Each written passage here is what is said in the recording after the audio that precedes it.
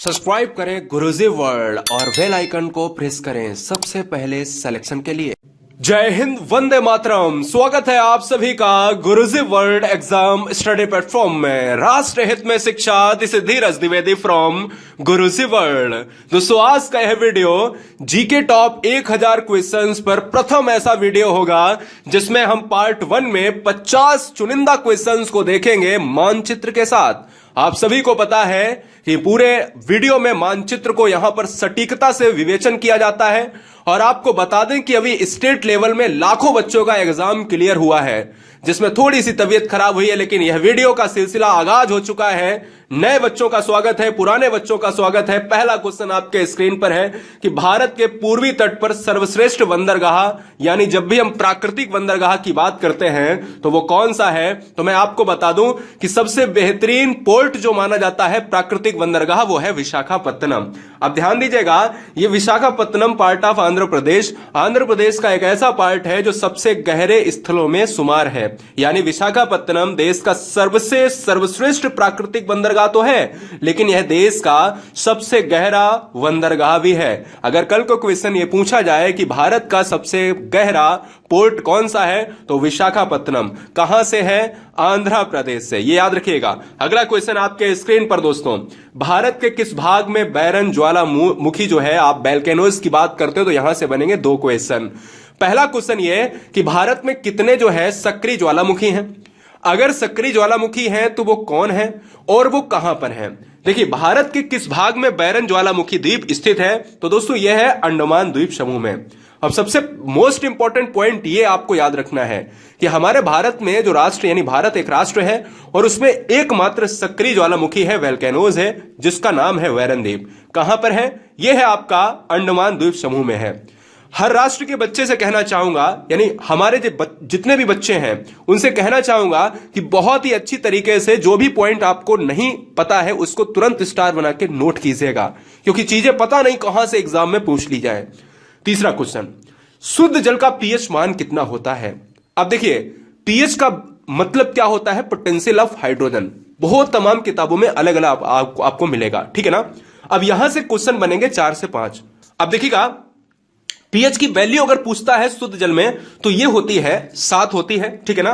तो आपको याद रखना है कि जब भी पीएच का मान 7 होता है तो ये क्या है? ये एक उदासीन वैल्यू है। और पीएच अगर बढ़ता है तो वो एक क्षारीय प्रकृति की बात करता है, यानी 7 से अधिक है तो वो एक बेस में जाता है, क्षारीय बनता है। और 7 से अगर कम है, जिस तरीके से खट्टे पदार्थ होते हैं वो 7 से कम होते हैं, वो एसिडिक में जाते हैं, अम्लीय होते हैं। मैं आपको कुछ पॉइंट बताता हूं जहां से एग्जाम में क्वेश्चन पूछे जाते हैं। सबसे ज्यादा ये क्वेश्चन पूछा जाता है, ये 2 क्वेश्चन बहुत पूछे जाते हैं। नमक का पीएच कितना होता है? 7 होता है, और साथ में शुद्ध जल का पीएच होता है वो भी 7 होता है। दूध का पीएच 6.4 है, और इसी के साथ आपको रक्त का पीएच याद रखना है। एक ज्यादा रक्त का पीएच होता है 7.4। जल का पीएच पता ही है। शराब का पीएच 2.8 होता है, अम्लीय होता है। टमाटर का पीएच भी एसिटिक होता है, 4.5 होता है। और अम्लीय वर्षा का पीएच सिंपल सी बात है 7 से कम होगा, 5। और HCl सबसे ज्यादा हार्ड होता है, वो 1 होता है, ठीक है ना। चलिए, 4 नंबर कह रहा है कि वह काल्पनिक रेखा जो पृथ्वी को 2 भागों में बांटती है वो क्या कहलाती है। चैनल पर पहली बार है तो चैनल को सब्सक्राइब कर लें। आवाज थोड़ी सी डाउन होगी, हम कह सकते हैं कि कहीं ना कहीं ये चीजें एक टीचर के लिए आसान नहीं होती हैं और एक बच्चे के लिए भी आसान नहीं होती हैं। देखिए, पढ़ने के लिए समय आपको निकालना पड़ेगा और हमें भी पढ़ाने के लिए समय देना पड़ेगा, जिसमें हमारे स्वास्थ्य में अप्स एंड डाउन्स होते रहेंगे। फिलहाल 4 नंबर का जो आंसर जाएगा दोस्तों वो जाएगा ऑप्शन नंबर ए के साथ, भूमध्य रेखा के साथ। भूमध्य रेखा का मतलब क्या होता है मैं आपको बता देता हूं। सिंपल भाषा में अगर पृथ्वी को 2 भागों में बांटा जाए तो उसको अगर हम 0 डिग्री हम यहां पर डिनोट करेंगे तो वही हमारा विषुवत रेखा, इक्वेटर या भूमध्य रेखा कहलाती है। इसमें आपको 3 लाइंस दिख रही होंगी, ये भूमध्य रेखा है। इसमें आपको ये ऊपर वाली लाइन दिख रही होगी, ये कर्क रेखा है।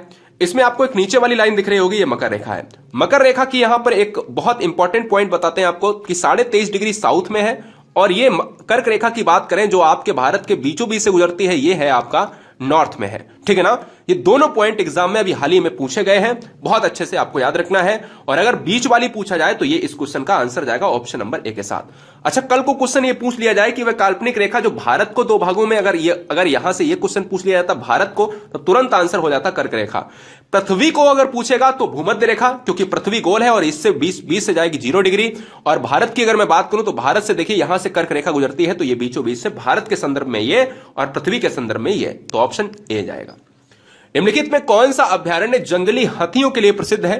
तो दो क्वेश्चन आपको नोट करने हैं। एक तो क्वेश्चन अभी हाल ही में पूछा गया है कि जंगली जो है गधों के लिए कौन सा स्टेट या कौन सा अभ्यारण्य। जंगली गधों के लिए जो स्टेट है वो है आपका गुजरात। क्या है? गुजरात है। और ये दोस्तों आपका कहां पर है? ये है आपका कच्छ के रण में, ठीक है ना। कच्छ का जो रण है वो दोस्तों जंगली गधों को कहा जाता है, खुर कहा जाता है। और ये स्टेट बहुत इंपॉर्टेंट है, अभी हाल में पूछा गया, परसों एग्जाम जो हुआ है उसमें यह पूछा गया कि जंगली गधे किस राज्य के लिए प्रसिद्ध हैं? वो गुजरात के लिए है। अगर जंगली हाथी पूछ लिया जाए, एलिफेंट, तो वो है कहां पर? पेरियार में है। और ये पेरियार कहां पर है दोस्तों? ये पेरियार आपका बनेगा केरल में। तो इसलिए आपको याद रखना है इस क्वेश्चन का जो राइट आंसर जाएगा वो ऑप्शन नंबर बी के साथ, ठीक है ना। तो चलिएगा अगले क्वेश्चन की तरफ बढ़ूंगा मैं। और आप सभी को पता होगा कि चंद्रप्रभा की बात करें बच्चे कह रहे उत्तर प्रदेश होगा, मानस की बात करें तो असम होगा, पेरियार की बात करें तो यहां पर आपका केरला हो जाएगा, बांदीपुर कर्नाटक में पड़ता है। अगला क्वेश्चन, निम्नलिखित में कौन से ग्रह के सर्वाधिक प्राकृतिक उपग्रह अथवा चंद्र है? चंद्र का मतलब चंद्रमा नहीं होता बेटा, चंद्र का मतलब होता है सैटेलाइट। सैटेलाइट का मतलब होता है उपग्रह। उपग्रह का मतलब होता है जो सूर्य के चारों तरफ चक्र जो है परिक्रमा नहीं, जो ग्रहों के चारों तरफ लगाते हैं। यानी एक हमारा सन होता है, इसके चारों तरफ जो है चक्कर लगाएगा वो कहलाएगा ग्रह, और इसके चारों तरफ जो चक्कर लगाएगा वो क्या कहलाएगा? वो कहलाएगा उपग्रह कहलाएगा। अब मेरी बात समझ रहे हो ना कि ऐसा आपको कौन सा यहां पर प्लेनेट बताना है जिसके सबसे ज्यादा सैटेलाइट है? वो दोस्तों आपका बृहस्पति हो जाएगा। बृहस्पति के बाद आपका शनि आ जाता है, कभी कभी शनि के बढ़ भी जाते हैं। एनसीईआरटी के मुताबिक ये क्वेश्चंस का आंसर माना जाएगा। फिलहाल अगर मैं बात करूं पीला रंग का बृहस्पति, मंगल की बात करूं तो ये लाल रंग का है रेड ऑक्साइड की वजह से, ठीक है ना। अगला क्वेश्चन आपके स्क्रीन पर मैं लेता हूं 7 नंबर, जो है भारतीय संविधान से। संविधान के किस संशोधन से शिक्षा एक मौलिक अधिकार बन गई है? दो क्वेश्चन बनेंगे। अभी जो एग्जाम हुआ है कुछ समय पहले उसमें यह पूछा गया था कि कौन सा आर्टिकल, लेकिन अगर मैं आपको दोनों चीजें बता दूं तो हम कह सकते हैं कि एग्जाम हमारा आसान। पहली बात, 3 क्वेश्चन नोट कर लीजिएगा। शिक्षा को किस में रखा गया है? तो शिक्षा को दोस्तों यहां पर एक फंडामेंटल राइट्स में रखा गया है, मौलिक अधिकार में रखा गया है। दूसरा क्वेश्चन कि कौन सा संविधान संशोधन है? तो अमेंडमेंट्स की बात करूंगा तो 86 में संविधान संशोधन की बात हुई है। आर्टिकल की बात अगर करी जाए तो आप 21A लगाइएगा। तो मैं ये कह सकता हूं कि इस क्वेश्चन का जो राइट आंसर है वो ऑप्शन नंबर दोस्तों किसके साथ? बी के साथ चला जाएगा। राइट। अगले क्वेश्चन की तरफ बढ़ूंगा, क्वेश्चन नंबर 8। देखिए क्वेश्चन को बहुत बारीकी से पढ़ेंगे, बहुत शिद्दत के साथ पढ़ेंगे। ये नहीं हो सकता कि मैं कुछ भी उठा के पढ़ाने लगूं। ये हो सकेगा बिल्कुल कि एग्जाम में बाहर से कोई क्वेश्चन नहीं आएगा। बहुत जबरदस्त तरीके से टीम मैनेजमेंट के द्वारा सारी चीजें बहुत बारीकी से परखी जाती हैं विद मैप के साथ। इसलिए पहली बार है तो शिद्दत के साथ सब्सक्राइब करें। विश्व का सबसे ऊंचा पठार कौन सा है? तो दोस्तों यहां पर व्याख्या करने की आवश्यकता नहीं है। आप देख रहे होंगे यहां पर पार्ट में तिब्बत का जो पठार है वो वर्ल्ड का सबसे ऊंचा पठार है। ऊंचे और बड़े में फर्क होता है। फिलहाल इस क्वेश्चन का जो राइट आंसर जाएगा वो सी के साथ। 9 नंबर देखिए, कर्क रेखा और मकर रेखा की स्थिति मैंने आपको ऑलरेडी बताई हुई है। कर्क रेखा एक 23.5 डिग्री नॉर्थ में है, मकर रेखा दोस्तों 23.5 डिग्री साउथ में जाती है। और हम ये कह सकते हैं कि जो उसके बीच का जो क्षेत्र होता है वो क्या कहलाएगा? वो कहलाएगा उष्ण कटिबंधीय क्षेत्र। क्यों? क्योंकि जो आपका ये वाला पार्ट है ना, ये पार्ट जो है ये उष्ण कटिबंधीय क्षेत्र में आता है। अमेजॉन के जो वर्षावन है आपको देखने को मिलेंगे। आपने ये भी देखा होगा कि कहीं ना कहीं यहां पर सबसे ज्यादा बारिश और सबसे ज्यादा गर्मी का एहसास होता है, और इसलिए सबसे ज्यादा जैव विविधता का प्रकोप यानी बायोडाइवर्सिटी, जिसको हम 22 मई को मनाते हैं हर साल, वो बायोडाइवर्सिटी सबसे ज्यादा यहां पर मिलेगी आपको। ऑप्शन सी चला जाएगा। अगला क्वेश्चन नंबर 10, बोमडिला दर्रा किस राज्य में स्थित है? दोस्तों जम्मू कश्मीर की अगर हम बात करते हैं तो बहुत सारे दर्रे हैं, जिसमें हम कहते हैं कि भाई जम्मू के लिए कश्मीर को जोड़ने वाली, कश्मीर से आप चाइना को, कश्मीर से आप पाकिस्तान को, गिलगिट को जोड़ने वाले दर्रे बहुत सारे हैं, लेकिन बोमडिला दर्रा किस राज्य में है? तो बोमडिला दर्रा दोस्तों हमारे अरुणाचल प्रदेश स्टेट में है, इसलिए इस क्वेश्चन का आंसर ऑप्शन नंबर बी जाएगा। अरुणाचल प्रदेश को अगर मैप में देखा जाए तो इस तरीके का दिखता है, रेड कलर वाला। अरुणाचल प्रदेश से दो क्वेश्चन बन सकते हैं कि एग्जाम में सबसे पूर्व में स्थित राज्य कौन सा है, तो पूर्व में स्थित जो राज्य है वो है अरुणाचल प्रदेश। क्वेश्चन नंबर 2 बन सकता है कि सबसे पहले जो सनलाइट है यानी सन की किरणें, सूरज की किरणें या सबसे पहले सूर्य उदय किस राज्य में होता है, वो भी अरुणाचल प्रदेश। क्यों? रीजन क्या है? रीजन ऑफ, भाई सिंपल सी बात है कि ईस्ट में है। और तीसरा क्वेश्चन ये बहुत इंपॉर्टेंट बनेगा कि नेफा नगर किस नाम से जाना जाता है, यानी नेफा नगर को क्या कहा जाता है इस समय? नेफा नगर के नाम से पहले जाना जाता था अरुणाचल प्रदेश। और पांचवा क्वेश्चन, इसकी राजधानी क्या है? तो इसकी राजधानी है ईटानगर, इसकी राजधानी है। ठीक है ना? चलिए, ये आपको याद रखना चाहिए। भारत का सर्वाधिक जस्ता उत्पादक राज्य कौन सा है?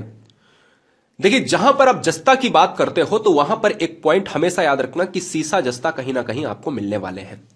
और जस्ता मिलेगा, सीसा मिलेगा, तो ये सभी पार्ट राजस्थान के एक बहुत ही बृहद इलाके में देखने को मिलते हैं। राजस्थान मानचित्र में देखा जाए तो इस तरीके का एक पार्ट है। पंचायती राज को देखा जाए तो राजस्थान स्टेट से ही शुरू किया गया था, नागौर जिले से शुरू किया गया था। राजस्थान एक राज्य, वो राज्य है जो एक बृहद क्षेत्रफल के अनुसार सबसे नंबर 1 अपना नाम दर्ज करता है। राजस्थान का एक शहर है जिसको हम जयपुर कहते हैं, तो उसकी विशेषता क्या है ये भी हम इसी वीडियो में जानने वाले हैं। ठीक है ना? तो चलेंगे अगले क्वेश्चन पर और बढ़ेंगे क्वेश्चन नंबर 12 पर। एक हम लेते हैं विश्व पर, और जो भारत और एक अन्य जो है कंट्री के साथ बहुत ही अच्छी तरीके से क्वेश्चन बनाता है, जो आपको देखना चाहिए। 3 बीघा गलियारा, गलियारे को कहते हैं इंग्लिश में कॉरिडोर। 3 बीघा कॉरिडोर किन दो देशों के बीच में है? किन दो देशों को यह 3 बीघा कॉरिडोर जोड़ता है? तो यहां पर अगर मैं बात करता हूं भारत बिटवीन बांग्लादेश, भारत बिटवीन बांग्लादेश को हम लोकेशन, आप अगर मैं बात करता हूं यहां पर, ये आप देखिए पार्ट, भारत का एक ऐसा पार्ट आपने देखा होगा कि त्रिपुरा को बांग्लादेश जो है 3 तरफ से घिरे हुए है। और यही दोस्तों हम ये कह सकते हैं कि यही मध्य में एक पार्ट है जिसमें हम 3 बीघा गलियारा, 3 बीघा कॉरिडोर की बात करते हैं। तो भारत और बांग्लादेश आप कतई भूलेंगे नहीं। ठीक है ना? यह बात आपको याद रखनी पड़ेगी। चलिए, विश्व की सबसे लंबी पर्वतीय श्रृंखला। अब ये क्वेश्चन आपके लिए इंपॉर्टेंट इसलिए बन जाता है क्योंकि 3 से 4 क्वेश्चंस आपके बनते हैं कि यह पर्वत श्रृंखला कहां पर है। विश्व की सबसे लंबी पर्वत श्रृंखला है आपकी एंडीज, ये आपको याद रखना है। अगर कल को क्वेश्चन एग्जाम में पूछ लिया जाए कि रॉकी पर्वत श्रृंखला है या रॉकी पर्वत है, ये कहां पर है, तो अमेरिका में, यूएसए में। एटलस मोरक्को पार्ट में, आल्पस इटली पार्ट में पड़ता है क्या, यूराल रशिया में पड़ता है क्या? आप कमेंट करके बताइएगा फटाफट। अगला क्वेश्चन आपके स्क्रीन पर है 14 नंबर, थोड़ा सा आसान नहीं है लेकिन आपको मैं बताऊंगा तो मुझे लगता है कि आप भूलेंगे नहीं। क्वेश्चन की लैंग्वेज बड़ी कठिन है। निम्नलिखित में कौन सा अनुच्छेद राष्ट्रपति यानी प्रेसिडेंट, प्राइम मिनिस्टर यानी राष्ट्रपति व प्रधानमंत्री के संबंधों को समुचित ढंग से परिभाषित करता है? तो आप सभी को मैं बता दूं कि इस क्वेश्चन में सिंपल सा यह पूछा जा रहा है कि ऐसा कौन सा आर्टिकल है जिसमें प्रेसिडेंट, प्रधानमंत्री यानी राष्ट्रपति जो है वो कुछ मामलों में प्रधानमंत्री से विचार विमर्श कर सकता है। तो राष्ट्रपति जब विचार विमर्श की स्थिति में होता है तो वो आंसर हमारा आर्टिकल 78 हो जाएगा। राष्ट्रपति पद के लिए अगर मैं बता दूं कि कौन से संविधान के अनुच्छेद में लिखा है कि एक राष्ट्रपति होगा, तो अनुच्छेद 52 कहता है कि भारत का एक राष्ट्रपति होगा। राष्ट्रपति तीनों सेनाओं का सर्वोच्च सेनापति होगा, साथ में पहला भारत का नागरिक भी होगा। अगला क्वेश्चन, भारत में जिप्सम का सर्वाधिक उत्पादन किस राज्य में होता है? तो दोस्तों भारत में अगर मैं बात करता हूं जिप्सम के लिए, तो आपको वही राज्य लगाना है जो अयस्कों के लिए एक बेहतरीन स्थान रखता है। अयस्कों का लगभग 60 से 80% पार्ट राजस्थान के इलाके से निकाला जाता है। तांबा जस्ता से लेकर जिप्सम का एक बहुत बड़ा खनन क्षेत्र मिलेगा। राजस्थान के बारे में अगर मैंने आपसे बात करी है तो एक ऊंटों का मेला लगता है यहां पर, और वो ऊंट का मेला राजस्थान के किस शहर में लगता है यह आपको कमेंट बॉक्स में कमेंट करना है। बहुत सुंदर। क्वेश्चन नंबर 16 से आपके 2 क्वेश्चन बनते हैं। दोनों क्वेश्चन को बहुत अच्छे से लिख लीजिएगा क्योंकि यह मौका दोबारा नहीं मिलेगा। किताबों में बहुत अक्सर मिलता है, बच्चे नजरअंदाज करते हैं। मैं आपको बताता हूं दोस्तों, यहां पर पीतल एक मिश्र धातु है, यानी पीतल जो है वो किससे बनी है? आपको मैं बता दूं, पीतल जो है वो तांबा और जस्ते से बनी है। पीतल तांबा और जस्ता आप मारेंगे, जल्दी से कमेंट कीजिएगा, बहुत बढ़िया। तो वही परेशानी वाली बात हो जाती है कि तांबा और कहीं ना कहीं जिंक और जस्ता में बच्चे कंफ्यूज होते हैं। तो भैया एक ही चीज है, मैं बता दूं, 3 पॉइंट आपको नोट करने हैं।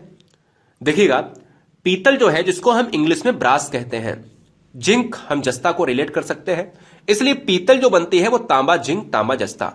कांसा जो बनता है वो तांबा और टिन, और सोल्डर जो बनता है वो सीसा और टिन। इसमें बहुत इंपॉर्टेंट तीनों ये पार्ट है, एग्जाम पॉइंट ऑफ व्यू से इंपॉर्टेंट नहीं, वेरी वेरी मोस्ट इंपॉर्टेंट है। दोस्तों मैं बता दूं, कोई भी मिश्र धातु होती है वो तभी मिश्र धातु बनती है जब एक या एक से अधिक या दो से अधिक धातुएं मिलती हैं। इसलिए जो ब्रास है वो तांबा और जिंक का एक पार्ट है, जस्ता का एक पार्ट है, इसलिए ऑप्शन ए चला जाएगा। दोस्तों बहुत सुंदर। आपातकाल की स्थिति में राज्य विधानसभा की अवधि बढ़ाई जा सकती है। तो दोस्तों आपको मैं बता दूं कि जब भी इमरजेंसी लगती है और राज्य विधानसभा में इमरजेंसी लगी हुई है, मुझे लगता है कि राज्य की स्थिति ठीक नहीं है या देश की स्थिति ठीक नहीं है, तो हम ये कह सकते हैं कि उसकी अवधि को बढ़ाना चाहिए। अब उस अवधि को कौन बढ़ाएगा? इमरजेंसी काल को हमारी पार्लियामेंट ही बढ़ा सकती है दोस्तों, और ये पार्लियामेंट के ही दायित्व का क्षेत्र है, इसलिए इस क्वेश्चन का आंसर ऑप्शन नंबर डी चला जाएगा। संसद का निर्माण अगर एग्जाम में पूछा जाए कि किस तरीके से होता है, तो संसद का निर्माण होता है लोकसभा प्लस राज्यसभा प्लस भारत का प्रेसिडेंट यानी राष्ट्रपति। तो जब ये 3 मिलेंगे तभी कहीं ना कहीं क्या बनेगी? एक पार्लियामेंट बनेगी। दोस्तों ये बहुत इंपॉर्टेंट पॉइंट पूछा जाता है एग्जाम में, तो इसको नोट कर लें। अगला, वायुमंडल में प्रकाश के विसरण का कारण क्या है? तो आपको मैं बता दूं कि जो एटमॉस्फेयर में जो प्रकाश फैलता है, इसका विसराव होता है, इसका बिखराव होता है। तो मैं आपको बता दूं कि वायुमंडल में जो एटमॉस्फेयर है हमारा, उसमें धूल कण की वजह से यह विसरण होता है। ये क्वेश्चन एग्जाम में बहुत पूछा गया है। अगर वायुमंडल में अगर मैं बात करता हूं सबसे ज्यादा गैसेस में अगर देखा जाए तो गैस सबसे ज्यादा कौन सी है? तो गैस दोस्तों है आपकी नाइट्रोजन है। नाइट्रोजन में कौन सी है? 78% है, यह भी आपको याद रखना है। नाइट्रोजन मतलब कितना परसेंट है? 78%। और सेकेंड नंबर पर कौन सी है? तो 21% के साथ साथ हमारी क्या हो जाएगी? ऑक्सीजन हो जाएगी। अगला, गुलाबी नगर यानी पिंक सिटी, या 3 क्वेश्चन बनेंगे। गुलाबी नगर, इंग्लिश में पिंक सिटी, तथा पूर्व का पेरिस किसे कहा जाता है? बहुत आसान है। अगर मैं बच्चों से एक क्वेश्चन पूछ देता कि पूर्व का पेरिस किसे कहा जाता है, बच्चे कंफ्यूज हो जाते हैं। लेकिन अगर मैं कह दूं कि पिंक सिटी, तो लगभग 100% में 100% बता सकते हैं कि पिंक सिटी कहा जाता है जयपुर को। आखिर ये क्यों कहा जाता है? क्या वहां पर जो है पिंकिस के सामान मिलते हैं, या मैं कह सकता हूं दोस्तों पिंक कलर के वहां पर जो है फल लगते हैं, या मैं कह सकता हूं कि पिंक कलर के जो है लोग रहते हैं? ऐसा नहीं है। गुलाबी नगर इसलिए कहा जाता है जयपुर को, ये पार्ट ऑफ राजस्थान की बात हो रही है। जयपुर में आपने देखा होगा यहां पर इसकी इमारतों को, इमारतें जो बनी हैं वो पत्थरों से बनी है। तो जयपुर में जितने भी इमारतें बनी हुई हैं उसमें लाल पत्थर का, गुलाबी पत्थर का निर्माण हुआ है, यानी गुलाबी पत्थर का प्रयोग हुआ है, इसलिए इसको पूरा जयपुर पिंक दिखता है ऊपर से अगर तस्वीरों को लिया जाए। किस मुस्लिम शासक ने जजिया ब्राह्मणों से भी वसूल किया?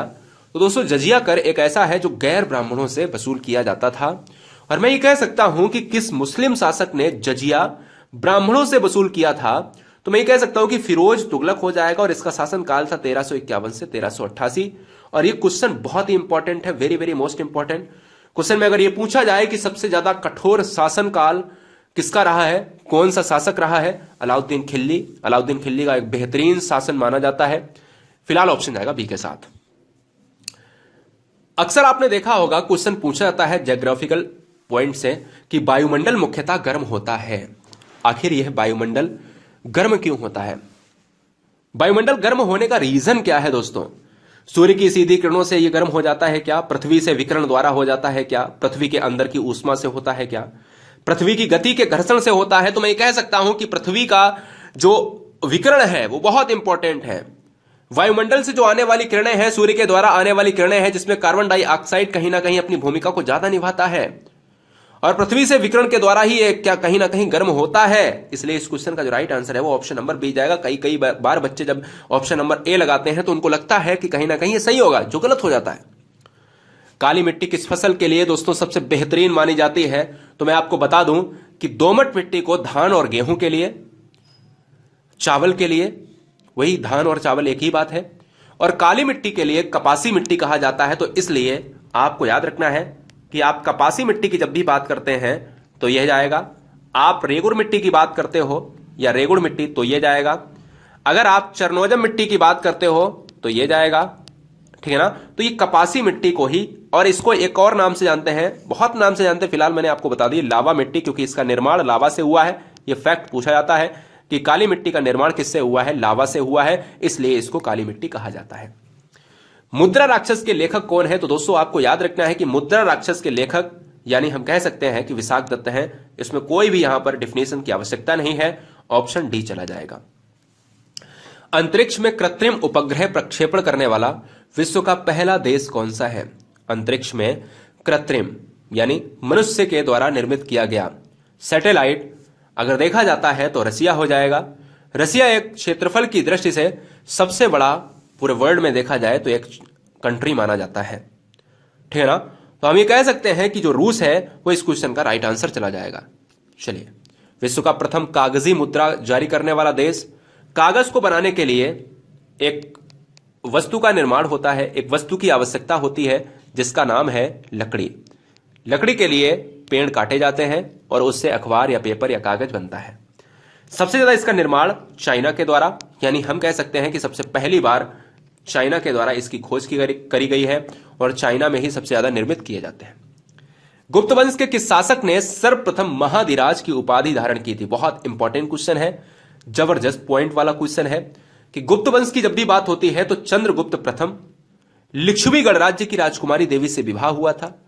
319 से 335 तक इनका शासन रहा और महाराजाधिकार के नाम से जानने वाले चंद्रगुप्त प्रथम ये माने जाते हैं।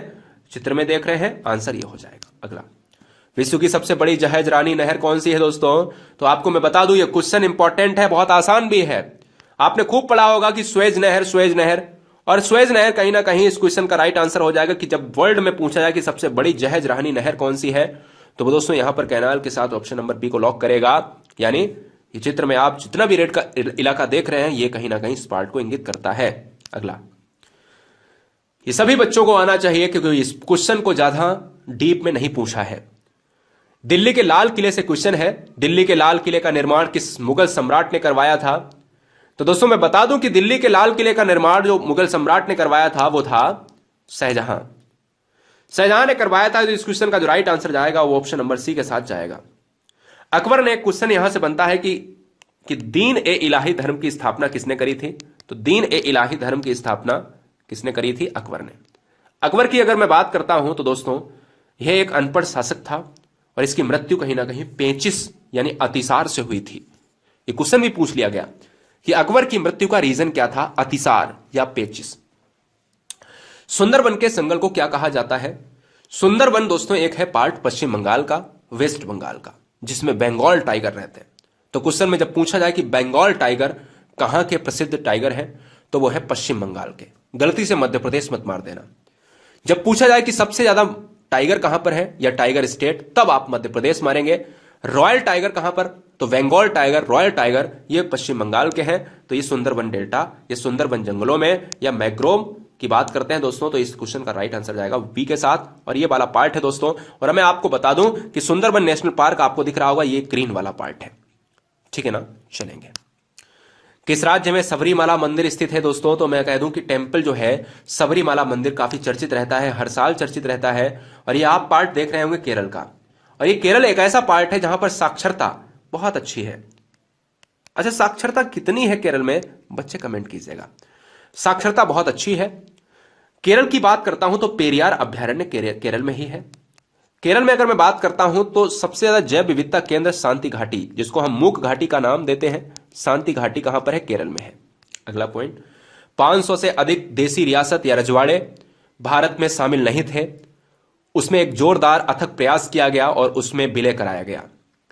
रजवाड़े यानी देसी रियासतों को शामिल करने के लिए सबसे ज्यादा कार्य किसने किया है? उत्तरदायी कौन रहा है? सरदार वल्लभ भाई पटेल साहब रहे। इसलिए इस क्वेश्चन का राइट आंसर डी जाएगा और वल्लभ भाई पटेल को युगों युगों तक याद किया जाएगा, ठीक है ना। चलिए, भारत में स्वच्छ जलीय मछली का सबसे बड़ा उत्पादक राज्य कौन सा है? तो सबसे ज्यादा अच्छी मछली, ताजी मछली का केंद्र, स्टेट आपको मैं बता दूं, पश्चिम बंगाल है वेस्ट बंगाल। याद रहे कि जितने भी तटीय इलाका है इसमें सभी में, गुजरात में भी बहुत अधिक मात्रा में मछली का उत्पादन होता है।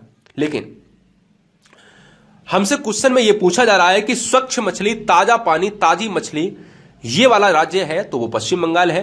पश्चिम बंगाल की राजधानी कोलकाता है, और इस कोलकाता की जब मैं बात करता हूं तो ये किस रिवर के किनारे बसा हुआ है? तो हुगली नदी के किनारे बसा हुआ है। ये क्वेश्चन पूछा जाता है कि कोलकाता किस नदी के किनारे बसा हुआ है? हुगली नदी। विश्व का सबसे बड़ा द्वीप कौन सा है मेरे लाल?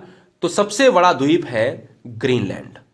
कोई भी आवश्यकता नहीं है इसको बताने के लिए, ग्रीनलैंड एक डेनमार्क का पार्ट है दोस्तों। इस क्वेश्चन का जो राइट आंसर जाएगा वो ऑप्शन नंबर सी के साथ राष्ट्रीय मरु उद्यान, जिसको हम राजस्थान के नाम से जानते हैं। तो क्वेश्चन में पूछ सकता है कि कौन से स्टेट को मरु उद्यान के नाम से जानते हैं, तो पार्ट ऑफ राजस्थान की बात करेंगे दोस्तों। राष्ट्रीय मरु उद्यान राजस्थान को कहा जाता है, स्टेट को कहा जाता है।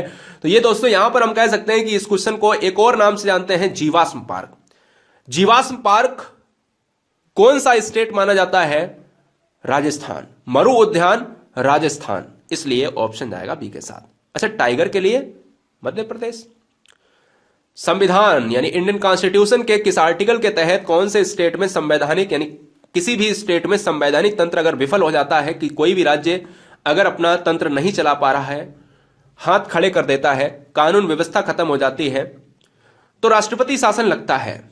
और वो कौन लगाता है? राज्यपाल लगाता है, प्रधानमंत्री की परामर्श पर या राष्ट्रपति की। तो हम ये कह सकते हैं कि राष्ट्रपति के लिए, है ना। और राज्यपाल लगाता है तो हम ये कह सकते हैं कि 3 आर्टिकल आपको याद रखने हैं कि 352, 356 मैंने ऑलरेडी बताया है, और 360। 360 में वित्तीय आपात, 356 में राष्ट्रपति शासन, और 352 में राष्ट्रीय आपात। राष्ट्र पर संकट 352, राज्य पर संकट तो 356 यानी राष्ट्रपति शासन। राज्य पर संकट आएगा तो राष्ट्रपति शासन लगेगा, याद रखिए। और वित्तीय आपात यानी आर्थिक संकट होगा तो 360 वित्तीय आपात लगेगा। बैनगंगा किसकी सहायक नदी है? पैनगंगा किसकी सहायक नदी है? तो जब बैनगंगा और पैनगंगा पूछा जाए तो यह गोदावरी हो जाएगा, वृद्धगंगा के साथ चला जाएगा दोस्तों। और इस क्वेश्चन का जो राइट आंसर जाएगा वो ऑप्शन नंबर ए के साथ, गोदावरी वाला पार्ट आप देख रहे होंगे, तो हम कह सकते हैं यहां पर चला जाएगा। मनुष्य के गर्दन में कौन सी ग्रंथि होती है? लिया है दोस्तों आपके बायोलॉजिकल ज्योग्राफी जीके से लिया है क्वेश्चन एक, मनुष्य के गर्दन में कौन सी ग्रंथि होती है? तो इस क्वेश्चन का जो राइट आंसर है दोस्तों वो हमारा चला जाएगा किसके साथ? थाइमस ग्लैंड के साथ। क्या है? थाइमस ग्लैंड के साथ, ऑप्शन नंबर डी। अगला, संविधान सभा की राष्ट्रीय ध्वज समिति के अध्यक्ष कौन थे? तो ध्वज समिति के अध्यक्ष जब भी पूछा जाता है तो एक झंडा समिति में जेबी कृपलानी आ जाते हैं कभी कभी, ठीक है ना। बहुत सी किताबों में अलग अलग है, लेकिन ध्वज समिति में डॉक्टर राजेंद्र साहब जी ही आएंगे, इसलिए ऑप्शन ए जाएगा। भारत में अंग्रेजी शिक्षा की शुरुआत जब इंग्लिश लैंग्वेज, इंग्लिश चीजें, ब्रिटिश लैंग्वेज, ब्रिटिश इंग्लिश, इस तरीके की जब भी बात हुई है तो लॉर्ड डलहौजी का कार्यकाल आप जानते हो, रेलवे के लिए जाना जाता है, हड़प नीति के लिए जाना जाता है, डॉक्ट्राइन के लिए जाना जाता है, डॉक्ट्राइन ऑफ लैप्स के लिए जाना जाता है। और दोस्तों हम कह सकते हैं कि अंग्रेजी शिक्षा की शुरुआत करने वाले लॉर्ड मैकाले हैं, इसलिए ऑप्शन सी को लॉक किया जाएगा। हम कह सकते हैं सी को कहीं ना कहीं लॉक करेंगे। भारत के पश्चिमी समुद्री तट पर वर्षा किस मानसून से होती है? तो मैं आपको बता दूं कि पश्चिमी समुद्री तट पर वर्षा जो होती है वो हमारे भारत में, देखिएगा, भारत की एक वर्षा जो होती है ना, इस क्षेत्र से और इस क्षेत्र से, पश्चिमी समुद्री तट से होती है, वो होती है दक्षिण पूर्व की। पश्चिमी समुद्री तट का मतलब है ये वाला, और ये होती है दक्षिणी पूर्व की तट की बात करता है जब भी हमारा मानसून लौटता है दोस्तों। कई बार इस क्वेश्चन को बहुत अलग तरीके से देखा जाता है और कई बार एग्जाम में इस क्वेश्चन को पूछा जाता है। अच्छा, एक क्वेश्चन अभी हाल ही में एग्जाम में हुआ है कि ये वाला जो इलाका है ये क्यों यहां पर वर्षा नहीं होती है? तो यहां पर इसलिए वर्षा नहीं होती क्योंकि यह जाता है रेन, यानी हम कह सकते हैं इसको शुष्क क्षेत्र में। और शुष्क क्षेत्र क्या है? शुष्क क्षेत्र वो है दोस्तों जो हम कह सकते हैं यहां पर क्या है, एक वृष्टि छाया प्रदेश है। और वृष्टि छाया प्रदेश वो पार्ट है जहां पर हवाओं का उत्खनन ना होकर वहां पर मानसून ना पहुंच पाना। अगला क्वेश्चन, भारत का नेपोलियन कहा जाता है? तो भारत का नेपोलियन समुद्रगुप्त को कहा जाता है, इसलिए इस क्वेश्चन का आंसर सी चला है। निम्नलिखित में किसे शुक्र कहते हैं? शुक्र ग्रह कहते हैं, यानी ये क्वेश्चन भी है दोस्तों, क्या बात है, मतलब इंग्लिश में पूछ लिया आपसे, हिंदी में क्वेश्चन है और इसका इंग्लिश में रूपांतरण पूछ रहा है कि भैया कि शुक्र ग्रह तो पृथ्वी की बहन है। क्वेश्चन में ये पूछा जाता है कि पृथ्वी की जो सिस्टर है वो किसे कहा जाता है, यानी अर्थ सिस्टर किसे कहा जाता है? तो अर्थ सिस्टर कहा जाता है यहां पर वीनस को कहा जाता है। शुक्र को कहा जाता है, इसलिए इस क्वेश्चन का राइट आंसर जाएगा ऑप्शन नंबर सी के साथ। अब प्लूटो को ग्रहों में नहीं रखा गया है। कुचिपुड़ी नृत्य किस राज्य में संबंधित है, यानी किस राज्य से संबंधित है? कुचिपुड़ी बहुत आसान है, आंध्र प्रदेश हो जाएगा। आंध्र प्रदेश का एक क्वेश्चन मैंने आपको ऑलरेडी बताया है कि आंध्र प्रदेश विशाखापत्तनम एक ऐसा पोर्ट है, विशाखापत्तनम एक ऐसा पोर्ट है जो आंध्र प्रदेश का है, जो सबसे गहरा है और सबसे नया प्राकृतिक बंदरगाह है। आंध्र प्रदेश सबसे पहले भाषा के आधार पर अलग हुआ था और आंध्र प्रदेश तेलंगाना से भी 2014 में अलग हुआ है। हिंद महासागर में स्थित सबसे बड़ा द्वीप कौन सा है? पीआईएमपी पॉइंट है, इस क्वेश्चन को नोट किया जाए, आपसे उम्मीद है इस क्वेश्चन को नोट करेंगे। हिंद महासागर में स्थित सबसे बड़ा द्वीप है मेडागास्कर, यानी ऑप्शन जाएगा किसके साथ? ए के साथ। चैनल को आप सब्सक्राइब कर लें राष्ट्र हित में, और देखिएगा बहुत से परिवारों ने, बहुत सी बहनों ने, बहुत से भाइयों ने वीडियो को लाइक नहीं किया है। पीडीएफ एंड क्वेश्चंस के लिए आप सर्च करिएगा गुरुजी वर्ल्ड, GURUJI एक स्पेस WORLD, ये आप सर्च करोगे तो आपको गुरुजी वर्ल्ड का टेलीग्राम लोगो ऐसा मिल जाएगा ग्रीन कलर का, तो आप जल्दी से वहां पर ज्वाइन हो जाए। जबड़े में होती है दोस्तों सर्वाधिक प्रबल अस्थि जो होती है वो जबड़े की होती है, ठीक है ना। आपको मैं बता दूं कि कई बार हमारा जबड़ा टूट भी जाता है, इतना मजबूत होने के बावजूद। क्यों टूट जाता है? क्योंकि जब भी हम भयानक एक्सीडेंट से गुजरते हैं तो इसके ऑपरेशंस होते हैं। ऑपरेशंस तभी होते हैं क्योंकि जबड़े टूट जाते हैं। अफ्रीका महाद्वीप की सबसे बड़ी झील कौन सी है? तो दोस्तों ये हो जाएगा विक्टोरिया झील है, इसलिए उस क्वेश्चन का राइट आंसर सी। मंगल की परिक्रमा करने वाला सबसे प्रथम एशियाई देश कौन सा है? एशिया में सबसे पहला देश है जो मंगल पर गया है वो है भारत। मैं आपको बता दूं एशिया जो है पूरे वर्ल्ड में एक ऐसा कॉन्टिनेंट है जो सबसे ज्यादा जनसंख्या का प्रतिनिधित्व करता है। प्रतिनिधित्व में 7 कॉन्टिनेंट्स, यानी पूरे वर्ल्ड में कितने कॉन्टिनेंट्स हैं? 7 कॉन्टिनेंट्स हैं, महाद्वीप हैं और 5 महासागर हैं। महाद्वीप को कहा जाता है, जल्दी से बताइएगा, पेंजिया, और महासागर को पैथालासा। वातावरण की वह परत जो रेडियो तरंगों को परिवर्तित करती है वो दोस्तों है आयन मंडल। आयन मंडल है। और ट्रोपोस्फियर जो होती है यह है क्षोभ मंडल, जिसमें आपके वर्षा तूफान है। स्ट्रेटोस्फियर होती है, समताप मंडल होती है, जिसको हम दूसरी परत कहते हैं समताप मंडल, जिसमें ओजोन परत होती है और हमारे हेलीकॉप्टर्स उड़ते हैं। मीजोस्फीयर को मध्य मंडल कहा जाता है, मध्य मंडल जिसमें उल्का पिंड नष्ट होते हैं, और ये कहीं ना कहीं एक ठंडी है।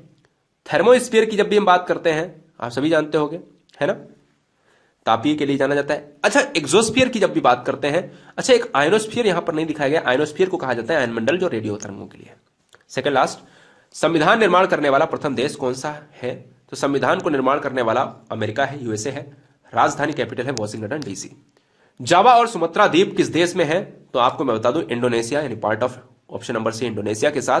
सब्सक्राइब करें गुरुजी वर्ल्ड और बेल आइकन को प्रेस करें सबसे पहले सिलेक्शन के लिए।